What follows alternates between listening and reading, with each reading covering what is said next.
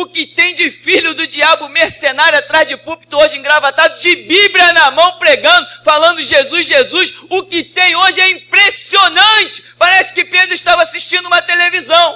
Impressionante, inigualável essa revelação. Amém.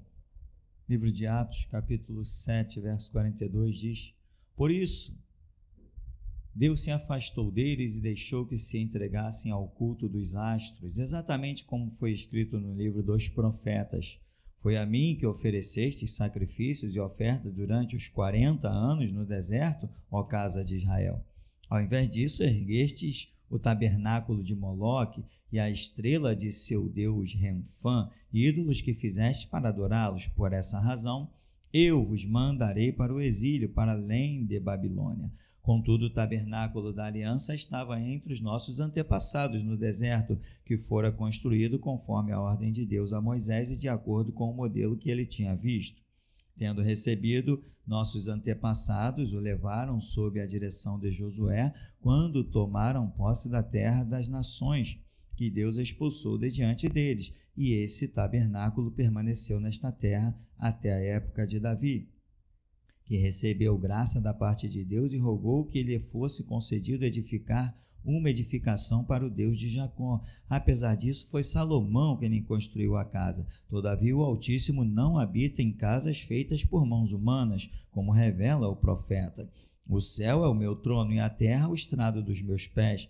Que espécie de casa poderias me construir? Diz o Senhor. Ou ainda, onde seria o lugar do meu repouso? Ora, não foram as minhas mãos que criaram todas estas coisas?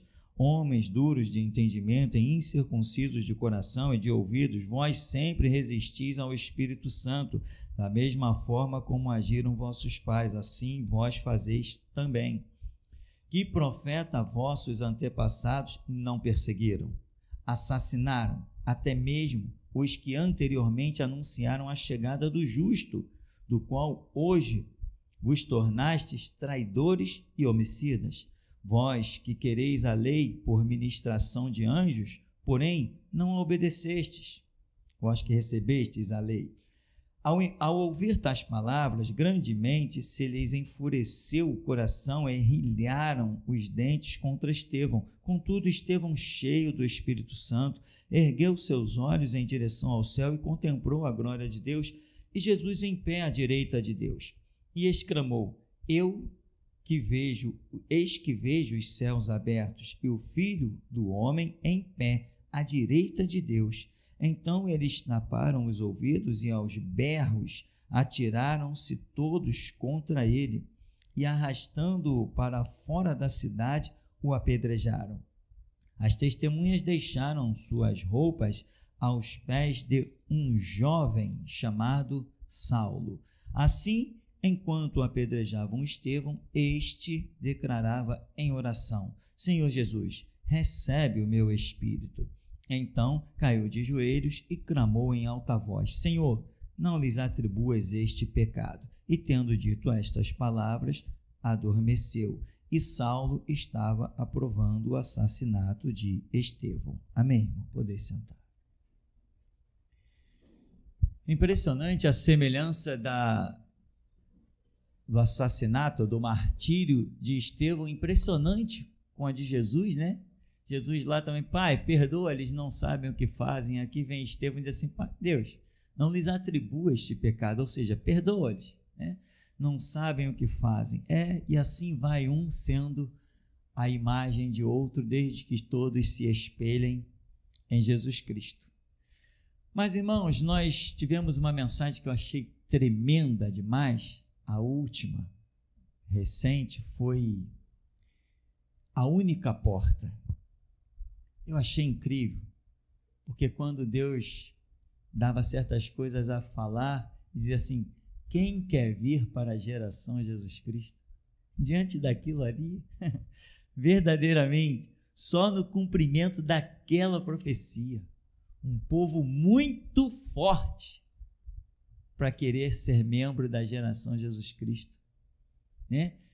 A Escritura diz assim: quando Simeão e Ana estão no templo, Maria vem com José apresentar Jesus, e Simeão lança uma profecia e diz: este menino será posto para episódios contraditórios, ele vai ser posto para contradição, ele vai ser posto para elevação de muitos, mas também para o abate de muitos. Mas essa palavra é impressionante, ele será posto para contradição. Então, o evangelho, a mensagem de Cristo, o próprio Cristo, ele é contraditório. Ou seja, sempre tem alguém não aceitando, combatendo, querendo exterminar. Toda a história mostra isso. Então, o evangelho, como muita gente diz, o evangelho da paz, na verdade não é o evangelho da paz, é o evangelho da guerra, porque Jesus veio e disse assim: eu edifico a minha igreja contra as portas do inferno. Contra é combate. Paulo diz assim: eu completei a minha carreira e guardei a fé? Não, eu combati o bom combate. Então ele assume que ele esteve numa guerra. Só os insanos acham que na imagem de um homem crucificado, um homem assassinado, vão encontrar um mundo de paz. Não, você vai encontrar paz sim. Jesus diz: eu deixo-vos a paz, a minha paz vos dou, mas não vou lá dou como o mundo a dá. A sua paz não está no sistema do mundo, a sua paz está no sistema do reino. Pode alguém estar cortando a tua cabeça, tu diz: vai em frente, porque eu tenho paz, eu sei que vou encontrar com o meu Salvador. Esse é o sistema de paz que Jesus veio nos deixar. Não é um sistema de paz no mundo. Quem busca a paz no mundo é louco. Quando que você tem paz com alguém? É quando você se familiariza, quando você se harmoniza, quando você tem algum tipo de aliança, quando você compactua com esse alguém e esse alguém compactua com você. Aí tem a paz, perfeito? Mas o que diz o apóstolo João? Aquele que se faz amigo do mundo constitui-se inimigo de Deus. O que se faz amigo do mundo faz-se inimigo de... O que é fazer-se amigo do mundo? O que é fazer-se amigo de alguém? É ter paz com esse alguém, é ter comunhão com esse alguém. O apóstolo João entendeu algo que ele diz assim: não, quem está na amizade, quem consegue andar nesse sistema em plena paz, é inimigo de Deus. Jesus nunca teve paz com o sistema. O tempo todo era soldado querendo prendê-lo, eram os líderes religiosos testando ele, o tempo todo era tramando alguma coisa, tentando pegá-lo numa palavra, de quem essa é lícito pagar tributo a César, e toma-lhe coisa, responde-nos aqui, com que autoridade tu fazes isso? Aí Jesus disse: não, então me diz, o batismo de João era dos céus ou dos homens? Não sabemos, então também não respondo a você. Era o tempo todo briga. Chega uma hora que Jesus fica transtornado, entra no mercado do templo, vira tudo. Todo mundo diz: quem é esse homem? Aí depois leram a Escritura, que já dizia: o zelo da tua casa me devora. Isso é impressionante, meu irmão. O zelo da tua casa me devorará. É como um câncer comendo por dentro. O zelo da casa de Deus que nós temos que ter, e só esses alcançam um verdadeiro ministério, os que zelam pelas coisas de Deus mesmo. Então, os discípulos entendem as coisas depois do cumprida, vê o escrito. Jesus chega lá em Mateus 23 e eu vejo Jesus transtornado, e eu vejo que ali tem coisas que os escritores certamente não colocaram, os escritores originais. Eu não consigo ver um Jesus chegando ali: escribas e fariseus, vocês são hipócritas. E o texto é longo, Jesus faz várias citações. Às vezes você fica calmo quando você dá uma citação. Você chega e diz assim: escribas e fariseus, vocês são hipócritas, vocês comem o mosquito e engolem o camelo. Acabou, o ânimo nem subiu. Mas Jesus ali menciona mais umas 10 citações pelo menos. Imagina Jesus falando várias vezes: escribas e fariseus, vocês são hipócritas, por isso, isso e isso. Escribas e fariseus, vocês são hipócritas, por isso, isso, o ânimo vai subindo. Escribas e fariseus, vocês são hipócritas, por isso, isso, vocês percorrem a terra, vocês fazem filho do diabo, vocês impedem a entrada no reino, vocês dizem que a oferta é santa, mas qual é mais santo? É a oferta ou é o altar? Escribas e fariseus, chega uma hora que Jesus está um louco, gritando no meio da rua, pelo zelo da casa, pelas coisas de Deus totalmente profanadas e corrompidas. Duvido se Jesus ali não soltou meia dúzia de palavrões. Duvido, é impossível. Em toda aquela citação, Jesus, escribas e fariseus, vocês são hipócritas, vocês isso, vocês aquilo. Duvido se Jesus não foi transtornado e na hora que o camarada foi escrever, ele ocultou algumas palavras. Claro que ocultou algumas palavras. Eu não ocultaria, mas eles ocultaram. Imagina João Batista. Como é que alguém se levanta e diz: raça de víboras, quem vos induziu a fugir da ira vindoura? Imagina João Batista sentado numa pedra, comendo tranquilamente, olhou: ô raça de víboras, quem vos induziu a fugir da ira vindoura?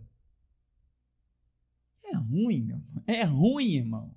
É ruim. Aquele homem devia estar transtornado. Nem à toa que chamavam ele de louco. Tem um louco gritando no deserto. Tem um louco gritando no deserto, diziam assim. E alguns diziam: mas o que ele grita? Ele grita que está chegando aí um Messias. Alguns dizem: ah, é? Então vamos lá ver o que esse louco está dizendo. E assim muita gente foi ouvir João Batista, porque foram ouvir o louco, que nem Noé quando construiu a arca. Tem um cara construindo uma arca gigante. Aonde? Tal lugar não tem água. Está construindo uma arca? Ah, então vamos ver o louco. Vão querer te ouvir, irmão, quando você for louco. Vão querer saber quem é você quando você atingir o estágio da loucura. Quando o zelo da casa de Deus te corroer como um câncer, vão querer saber quem é você. Mas enquanto você for pacifista, falando o que todo mundo fala, pregando o que todo mundo prega, aceitando e se conformando com tudo que todos aceitam e se conformam, você não vai ser nada. Você tem que dizer: Deus, me dá o teu espírito da revolta. Nós temos mania de ler a Bíblia e ignorar, irmão. Deus, está isso escrito, Deus levantou profetas para repetir depois dos primeiros, outros repetiram, e Deus tem repetido em nosso meio: eu tenho uma contenda com os habitantes da terra. Ora, faça-me o favor, meu. Deus tem uma contenda com os habitantes da terra. Dá para você entender para que ele te chamou? Se Deus tem uma contenda com os habitantes da terra, ele te chamou para quê, meu irmão? Para contender, para ser motivo de contradição, para ser a referência da guerra e do disse, me contaram. Da mesa redonda é o teu nome que vai estar lá. Eu tenho uma contenda com os habitantes da terra, diz o Senhor mais uma vez nesta manhã.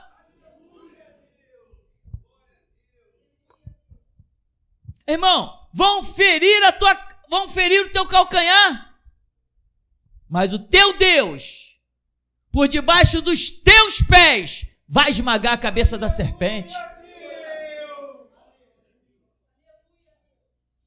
Acorda, irmão.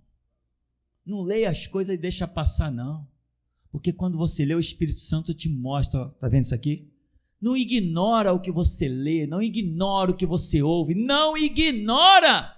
Porque ignorar é como passar na vida inutilmente. Você está pensando que Jesus te chamou para viver 100, 120 anos? Se Jesus te chamou para viver 120 anos, por que chamou o próprio filho dele para viver apenas 33? Por que João Batista morreu com 33 anos? Por que o jovem Estevão, diz a Bíblia, o jovem diácono Estevão, morreu tão cedo?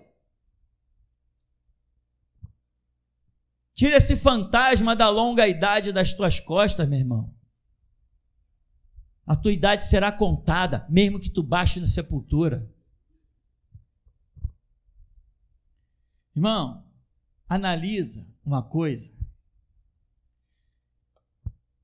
Quais os motivos que teve para a morte dos servos de Deus na Escritura?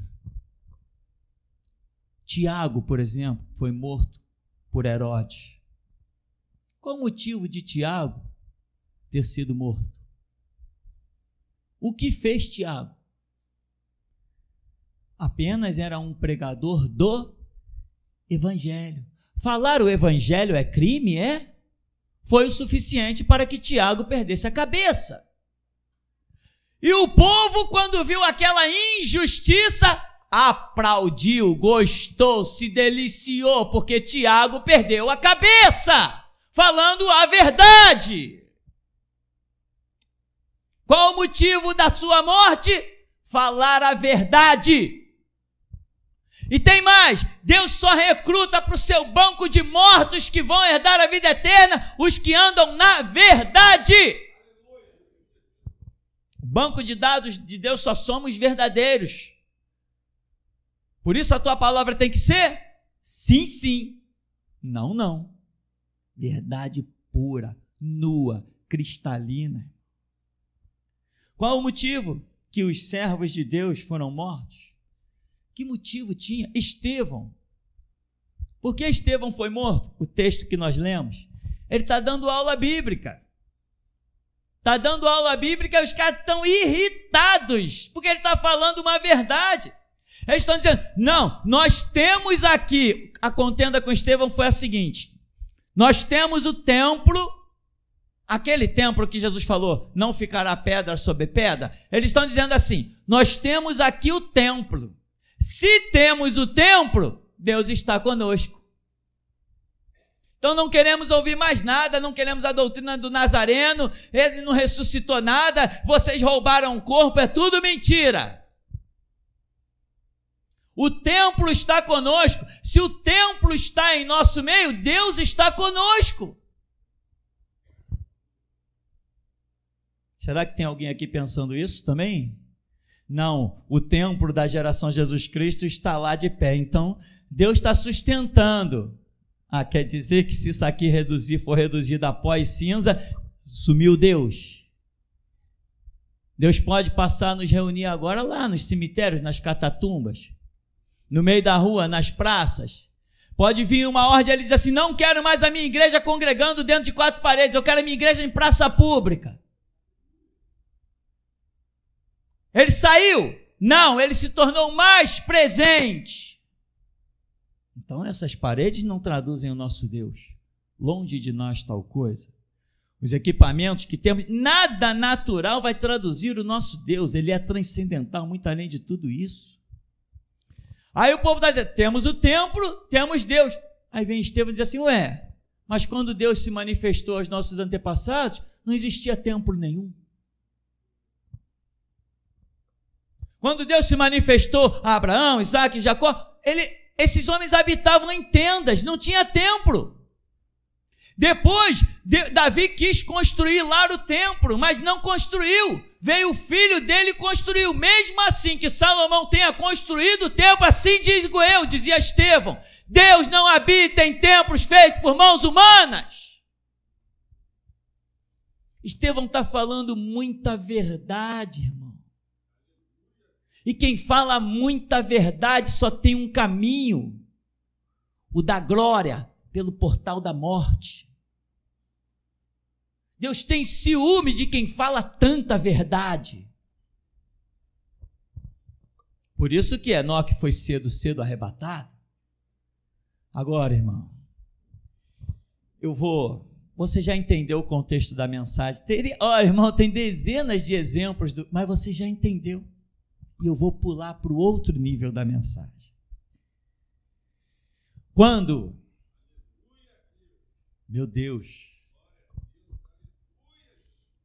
verdadeiramente, se alguém quiser ver Deus e ouvir Deus, vai ter que vir sentar nesse lugar aqui, irmão. Aqui Deus brada mesmo como um leão. Aqui brada. E tem mais, aqui é tão tremendo que ele diz assim, já basta, não precisa falar mais disso, porque eu continuarei falando na intimidade. É muito tremendo esse Deus. Enquanto eu falo aqui, um milagre na sua mente acontece. Por isso diz a Escritura, o meu povo será um povo sábio e inteligente. Porque isso é um milagre, irmão. Não interessa o teu DNA, se ele é perfeito ou defeituoso. Interessa que o teu Deus está acima de todas as coisas. Imagina uma coisa, irmão. Às vezes, nós não estamos preparados. Temos o livro, temos a glória de Deus em nossas mãos, mas não estamos preparados. Diz a Bíblia, e dizem muito mais os historiadores, que quando Jesus morreu, os discípulos sumiram, apagaram. 2 no caminho de Emaús.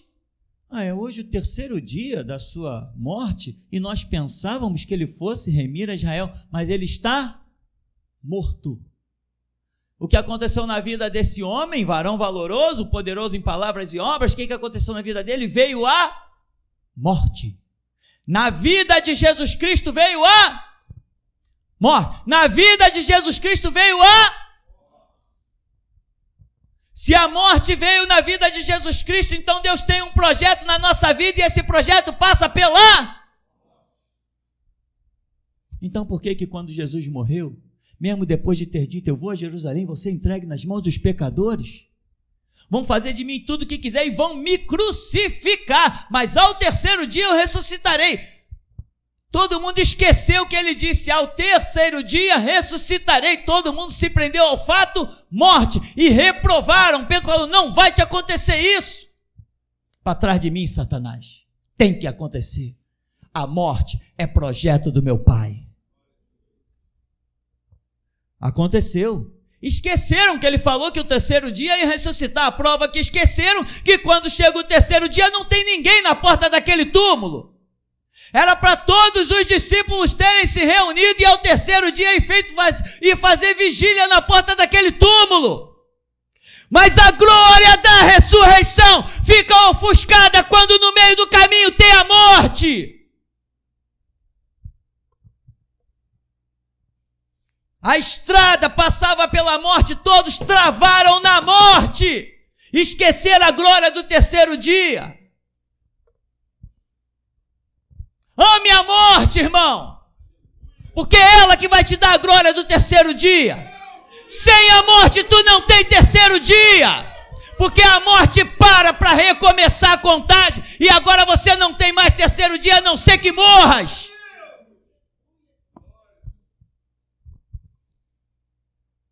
Será que tem alguém que quer entrar por essa porta, chamada Geração Jesus Cristo? Me diz se tu já ouviu isso, meu irmão, em algum lugar. Essa palavra é para te preparar, meu irmão, para somar nos projetos de Deus e entender que o projeto de Deus não para na morte. A morte é só um degrau dos seus projetos. Na história do Evangelho, na vida, na pessoa de Jesus Cristo, na história de Jesus Cristo tem uma morte. A um servo cabe ser igual ao seu Senhor, tem uma morte para você também. Não apenas uma morte, mas um assassinato. Jesus Cristo não morreu de causas naturais, foi assassinado, e a um servo cabe ser igual ao seu Senhor. O que eu estou falando não está escrito aqui não, tá? Não estudei a semana toda para vir pregar hoje aqui não, por isso eu posso dizer, assim diz o Senhor.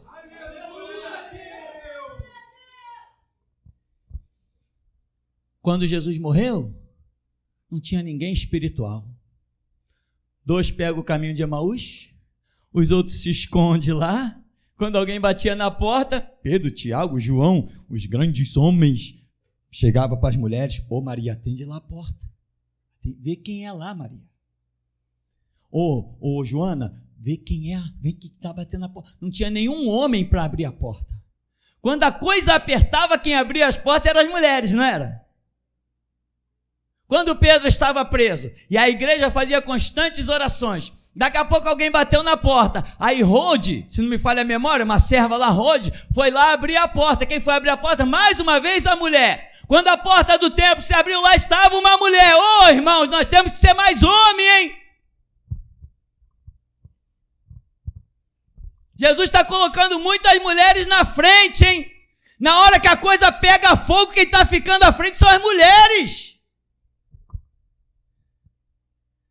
Mas também aqui são leoas, né? Fazer o quê? Matam alce. Não são mulheres quaisquer. Por isso essa mensagem é dada só aqui. Em outro lugar ela não cabe.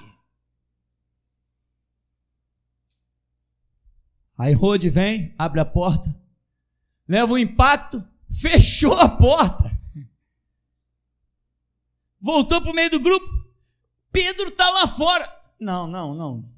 Tu está delirando. Pedro está preso. Ué, mas vocês não estão orando para ele sair da cadeia?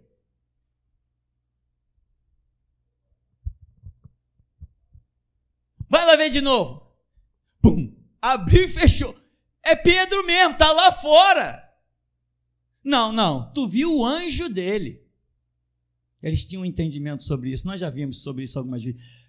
Tu viu um anjo dele? Não, é Pedro. Eu vi Pedro. Então vamos lá, vamos abrir. Pedro! Entende, irmão? Tem sempre uma mulher na espreita, mas na verdade essa mulher é um mistério da simbologia da igreja, a sua verdadeira igreja como um todo. Temos que estar aguardando os fatos que ele declara. Aí, Jesus é morto, aquele caos. O mundo fez-se trevas no eclipse e depois voltou a raiar o sol, mas na vida dos discípulos continuou tudo em trevas. Por quê? Porque aconteceu uma morte. Enquanto os discípulos estão chorando, planteando, com medo, lá no céu tem uma festa. Os anjos estão celebrando violentamente, dizendo: o Salvador foi até o fim, cumpriu a missão, não negou. Enquanto essa missão é gloriosa e tem festa no céu, aqui na terra os trouxas, eu, vocês e o resto dos trouxas dos discípulos, estamos chorando, mataram Jesus, ô retardado. Ele tem que morrer mesmo. Se o grão de trigo cair na terra e não morrer, fica sozinho, mas se morrer, a morte é um projeto de Deus. Quando as pessoas falam comigo, o que mais você espera nesse mundo? A morte. O que é isso, rapaz? Tá doido? É a morte. O que eu mais espero neste mundo é a morte. Porque é ela que vai me dar o próximo plano, irmão.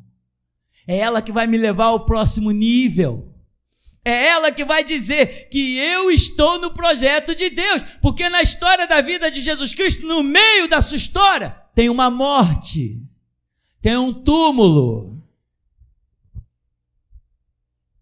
Aí vem Estevão. Não vamos nem analisar por que Jesus foi morto, né? Os historiadores dizem que ele mexeu na posição dos poderosos. Os historiadores dizem isso. Eu li vários livros e eles frisam isso, que Jesus era um homem que mexia na posição dos poderosos. Ora, mas Jesus não era político. Ele não criava lei contra os juros exorbitantes dos bancos. Jesus não criava lei contra o preço canalha dos combustíveis. Jesus não criava lei contra o mercenarismo médico desclassificado que nós enfrentamos hoje. Que uma consulta num hospital chega a custar 600, 800 reais em hospitais particulares. Jesus não mexeu nisso, ele não foi um político fazendo lei, mas as suas palavras eram bastante para abalar qualquer alicerce.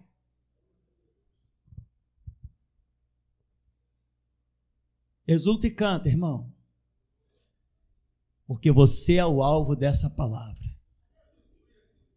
Você é o alvo. A tua língua vai ser como a pena de um destro escritor. Se tu quiseres. Se tu quiseres, tu vai falar e depois vai perguntar para os outros assim, o que eu falei mesmo que eu nem sei? É assim que Deus nos usa, além do que possamos imaginar. Aí vem Estevão. Qual o motivo da morte de Estevão? Olha o que nós lemos. Tinha motivo para a morte?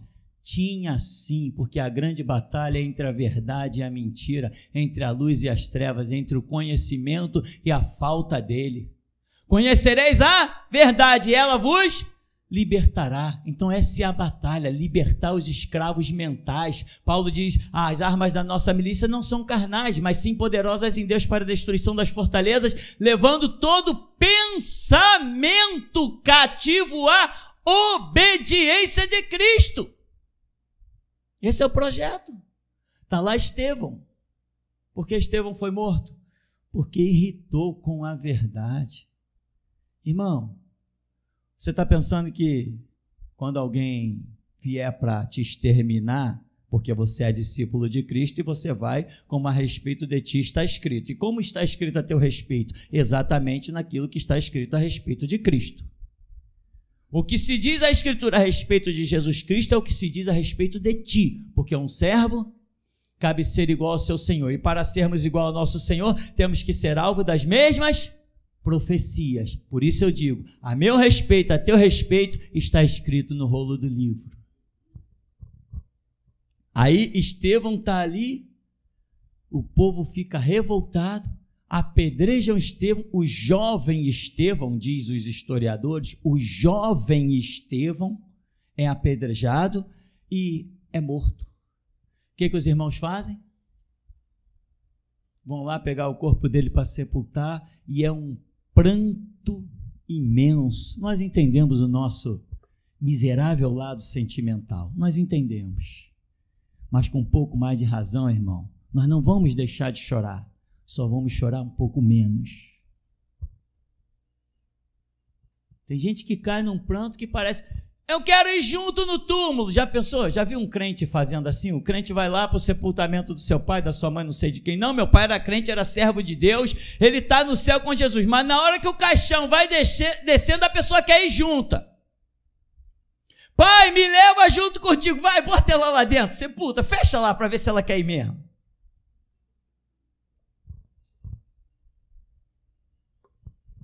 Irmão, Estevão era o jovem Estevão, e a Bíblia diz que o povo, os discípulos, fizeram um grande pranto na morte de Estevão. Irmão, chora, esse lado pode chorar, mas grande pranto não, grande pranto é ignorância. Não, mas e agora quem vai sustentar a casa? Quem sempre sustentou. O que será dos meus filhos? Estão nas mãos de quem sempre esteve. Só tem que, abrir os olhos, irmão. Aí vem João Batista, está no cárcere, daqui a pouco os discípulos recebem a notícia, pode buscar o corpo de João Batista. Foi decapitado, a cabeça dele foi apresentada por Salomé, foi apresentada a Salomé depois de dançar numa bandeja. Diz a Bíblia que os discípulos de João fizeram um grande pranto sobre o corpo de João Batista. Que paradoxo! Enquanto tinha homens lamentando, chorando, mas ele era tão jovem, 33 anos de idade. Tem pessoas que são tão boas que cedo conseguem concluir a sua missão. Outros são necessário que vivam mais tempo para atingir os projetos de Deus. É um pensamento que eu tenho, pode até estar errado. E aí, João Batista, todo mundo lamentando, enquanto tem um monte de gente lamentando em torno do corpo de João Batista, um monte de rios de lágrimas correndo, ao derredor daquele povo lamentando, tem um bando, uma legião de anjos dizendo, glória a Deus nas alturas! Mais um que cumpre a sua missão, exultai, ó céus, alegrai-vos! A festa no céu, diz a Escritura, diz os discípulos, diz os detalhes bíblicos, a festa no céu quando um pecador se arrepende. Agora imagina que festa de arromba não tem quando um homem leva a sua missão até o fim.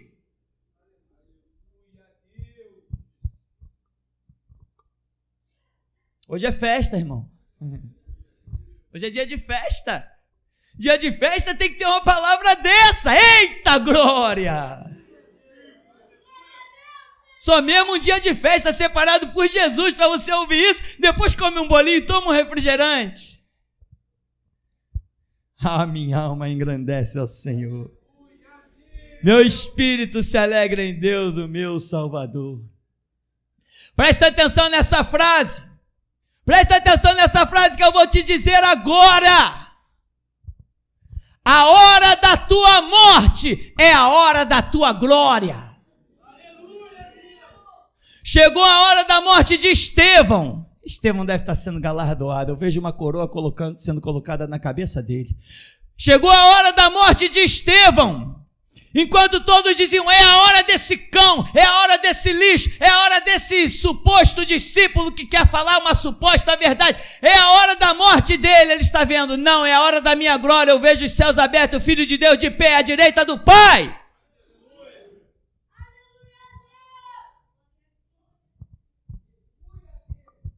Se a hora da tua morte é a hora da tua glória, tu não pode pular para a glória sem a morte. Então o que tu deseja? Isso é questão de entendimento, irmão. Compreensão. E eu vim aqui para pregar 10 minutos. Inocente que eu sou, né? Tenho muito para aprender. Quem fala aqui é Deus, não é homem. Quem comanda o relógio aqui não é relojoeiro da terra, é do céu. Aqui não tem tempo, aqui tem cronos. Quem quer ir embora? Quem quer ir embora? Quem quer tapar os ouvidos? Irmão, jovens ou velhos, não importa, Deus tem o tempo a cumprir com a tua vida. Nós estamos falando de vários homens que foram assassinados jovens, mas teve um velhinho chamado Pedro. Dizem os historiadores, mais uma vez estou dizendo, eu gosto de dizer dizem os historiadores, porque eu não tenho conhecimento disso, eu não estava lá, eu apenas leio livros. Dizem os historiadores que Pedro já era velhinho, já era bem velhinho, igual João, quando foi extraditado para Patmos, também já era bem velhinho, bem velhinho. Dizem, e nós apenas lemos livros. Então, Pedro era velhinho. Mas Pedro, um velhinho, que ameaça um homem daquele representava para ser assassinado pelo sistema político. Que ameaça ele representava? E os jovens também, que não pegavam em armas, nem punhal, nem organizavam rebeliões, que mal eles representavam para um sistema político? Pois eu vou te dizer uma coisa. Quer sejamos jovens, quer sejamos idosos, temos um espírito, e esse espírito faz revolução com quem quer. E esse espírito não precisa de armas confeccionadas por homens. Quer sejamos jovens, quer sejamos velhos, somos verdadeiramente muito perigosos para o reino do diabo. Porque através da palavra que sai da nossa boca, Jesus Cristo desfaz as obras do diabo. Olha o que ele disse: eu vos dou poder para pisar serpentes, escorpiões, toda a força do diabo, e nada absolutamente vos causará dano algum. Ele nos deu poder. Cadê o poder? Onde está o poder de Deus na nossa vida? Está nas palavras que Ele nos tem dado. Quando nós dizemos, demônio, sai, Ele baixa a cabeça e sai com o rabo entre as pernas. Quando vem a palavra, vem a unção, nós determinamos coisas e quer até que nós possamos dizer, sol detente em Gibeão e tu lua no vale de Ajalon, e assim será. Temos uma palavra poderosa e essa palavra abala o reino do diabo, irmão. Então, meu irmão, entenda o seguinte: somos verdadeiramente A única porta hoje pela qual Deus salva, liberta, cura e realiza as suas grandes obras. Somos a única porta, sabe por quê? Porque nós compreendemos que a morte é um projeto de Deus.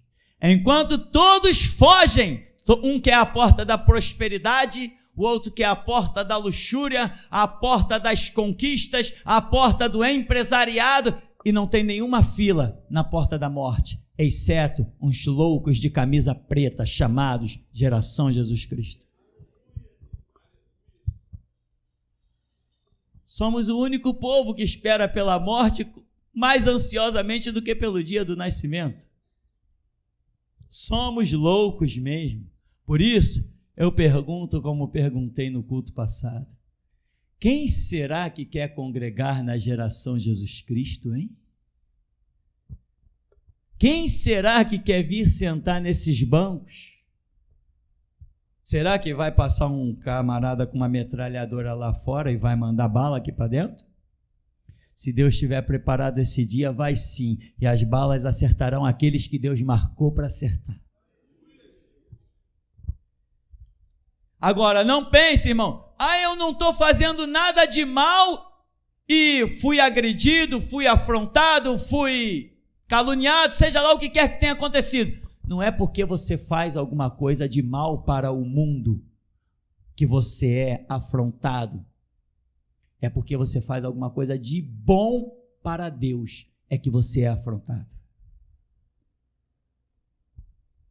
Se você estiver servindo a Deus, o mundo vai querer te parar. Não fizeram isso com Jesus? Então não vamos ser inocentes. Se fizeram com Jesus, vão desejar fazer conosco. Mas Jesus disse muitas vezes: ainda não é chegada a minha hora. Vieram e voltaram. Mas quando ele disse assim: olha, no Getsêmani, sou gotas de sangue, Pai, seja feita a tua vontade. Chegou para os discípulos: levantai-vos, vamos-nos daqui, porque é chegado aquele que me trai. É chegada a minha hora. Esse é a hora do poder das trevas e da escuridão. É a minha hora. Aí acabou. Entraram lá, prenderam Jesus no Getsêmani, o levaram e o crucificaram. E o assassinaram. Eu gosto dessa palavra, que foi a revelação que Deus deu nos últimos dias, para ficar bem compreendido. Assassinaram Jesus. Por quê? Porque, meu irmão, verdadeiramente as palavras do Senhor são espadas afiadas de 2 gumes. Penetra a divisão da alma e do espírito, juntas e medulas, e apta para discernir os pensamentos e as intenções dos corações. Quando nós, Geração Jesus Cristo, abrimos a boca e Deus fala, as pessoas não conseguem mais ficar escondidas debaixo da sua falsa capa. E foi por isso que essa palavrinha final está aqui, ó. Centro de seleção e justiça. Essa e-justiça é justamente porque o Espírito de Deus me mostrou que na nossa pregação, na nossa fala, ele ia fazer ser descoberto o mau caráter de evangélicos que vivem na capa do cristianismo. Ebenezer, até aqui nos tem ajudado, Senhor. Louvado seja o nome do nosso Deus, que é santo e que é poderoso. Verdadeiramente, o Espírito do Deus vivo está neste lugar, e minha alma estremece diante desse Deus. Pastor, a visão que o Espírito Santo me deu, eu vi descer do céu um lençol branco e cobrir toda a igreja. Logo, essa visão cessou. Eu vi um ônibus, e esse ônibus era todo preto, e nas laterais desse ônibus estava escrito: Bíblia sim, Constituição não. Eu vi o Senhor dirigindo esse ônibus, e com o decorrer do culto, eu vi o Senhor com um chapéu que os motoristas usavam nos Estados Unidos. Então essa visão cessou. Amém. Amém, irmãos. A paz. Louvado seja Deus. Mestre, eu tive uma visão com os irmãos que estavam machucados ou outros que se feriram nas costas. Eu via o local do ferimento dos irmãos brilharem, mas o brilho desses ferimentos, pastor, era como se fosse ouro, como se viesse reluzindo de ouro, impressionante. O brilho, ele era dourado, a luz era impressionante, ela era dourada, mestre. Depois eu via dois anjos entrarem aqui, eles tinham nas mãos duas estolas, né? Na borda dessa estola tinha uma espécie de dourado, e essas duas estolas estavam manchadas de sangue. Então eu observei que chegou-se uma coroa, foi colocada em cima dessas duas estolas, e o anjo lhe entregou essas duas estolas com essas duas coroas, pastor. Eu tive uma visão com a casa do irmão Paulo Sérgio. Eu via, irmão, a sua casa completamente encharcada. E eu não via de onde vinha aquela água. Então, Deus me fez observar um anjo. Esse anjo tinha uma espécie de rodo e um pano na frente. E eu via ele secando, mas eu não via de onde vinha aquela água, pastor. Então, Deus me fez observar os olhos desse anjo. E é impressionante, como se ele estivesse chorando. E aquelas lágrimas era que banhava a casa do irmão Paulo Sérgio. E ali essa visão cessava. Amém. Quando o Senhor falou na situação de Estevão, eu via o Senhor receber um grande machado. Esse machado, ele era vazado em 3 partes, mestre. E esse machado era de bronze. Depois eu vi o Senhor receber uma lança também na mão esquerda, e essa lança também era de bronze. Depois ao Senhor foi entregue uma bota, e nessa bota tinha uma lâmina na ponta, essa bota era escura. Então eu via que alguns irmãos também receberam essa bota, sendo que a parte da lâmina dos irmãos era menor do que a do Senhor. Amém. Quando o Senhor falou na situação de Jesus, naquela situação do templo, onde ele derrubou ali, expulsou os cambistas, eu vi se abrir um parêntese na frente do Senhor. E naquele parêntese tinham vários asterísticos, mestre. Eu não entendi muito essa visão, mas foi exatamente o que Deus mostrou. No momento que o Senhor falou assim, que não tinha dúvida que Jesus tinha pronunciado alguns palavrões quando expulsou aqueles cambistas. Ali se abriu um parêntese e alguns asterísticos dentro daquele parêntese, mestre. Louvado seja Deus. Amém, mestre. Até aqui. Assim que começou o culto, eu tive uma visão. Eu vi uma mão, essa mão era vermelha, ela era completamente vermelha, essa mão. E vinha uma adaga, e ela cortava essa mão, ela cortava no pulso, ia rasgando a parte ali do punho até embaixo, assim, ia rasgando esse antebraço todo, ia cortando. E o entendimento que eu tive foi esse: Deus destruirá a visão comunista de uma tal maneira que ela será quase aniquilado, esses conceitos, mas não no mundo, não para quem tem uma visão do mundo, mas sim para os seus servos. Deus levantará nessa geração um povo de tal maneira e com tal conceitos celestiais que irão aniquilar essa visão de dentro dos púlpitos verdadeiros e ungidos por Deus. A partir da data de hoje, diz o Senhor, Ele levantará esse povo que será chamado a última geração. E assim diz o Senhor, mais ainda, eu não falo só de vocês, mas daqueles que ouvirão de longe como um grito. Esses conceitos serão destruídos de tal forma que nem haverá lembrança deles. E isso acontecerá dentro em pouco tempo, menos de 10 anos, diz o Senhor. Amém. Eu tive uma visão aqui onde nós estamos vendo o culto e assistindo aqui em Blumenau. Tive uma visão com um irmão que está aqui, o irmão Marcos, que ele veio novo agora para o ministério. Eu tive uma visão onde eu vi uma carteira onde vai dinheiro, e essa carteira era colocado muito dinheiro, um anjo vinha e colocava muito dinheiro na carteira, e essa carteira era sua, irmão. Amém.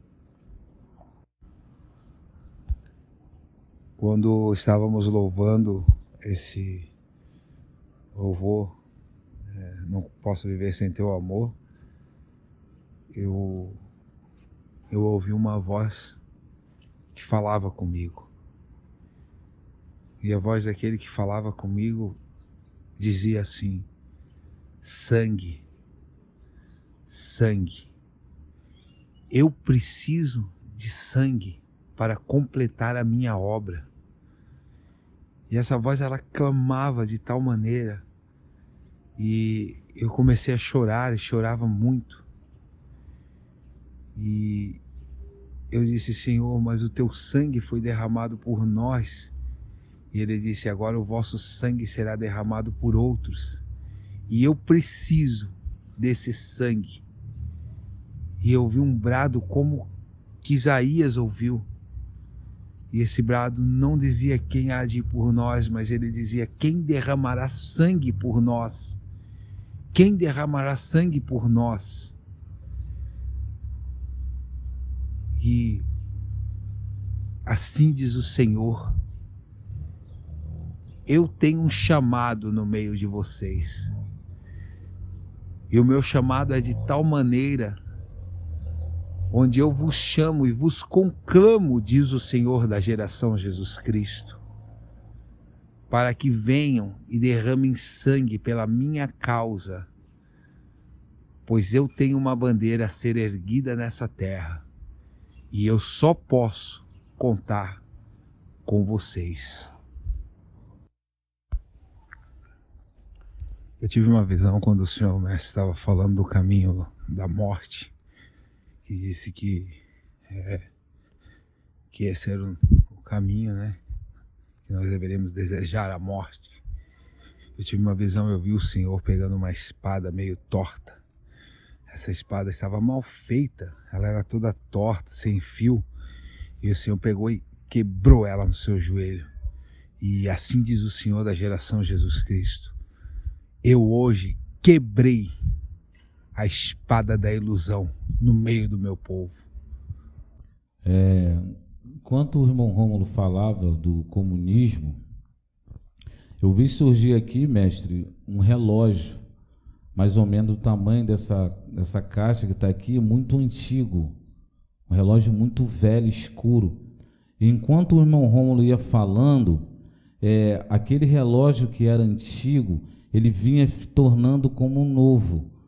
E quando o irmão Rômulo falou que ele terminou a profecia, esse relógio, ele tinha aquele negócio que balançava. Quando o irmão Rômulo acabou de falar, aquele negócio parou. E o relógio parou, mestre.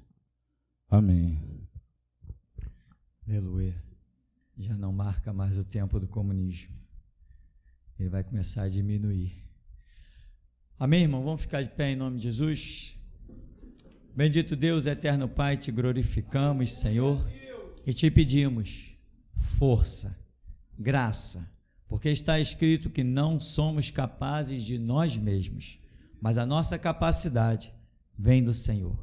E o que nós te pedimos é capacidade para que se cumpra em nós o teu querer, a tua palavra. E assim, ó Deus, abençoa o teu povo, pois nós com certeza somos os teus guerreiros.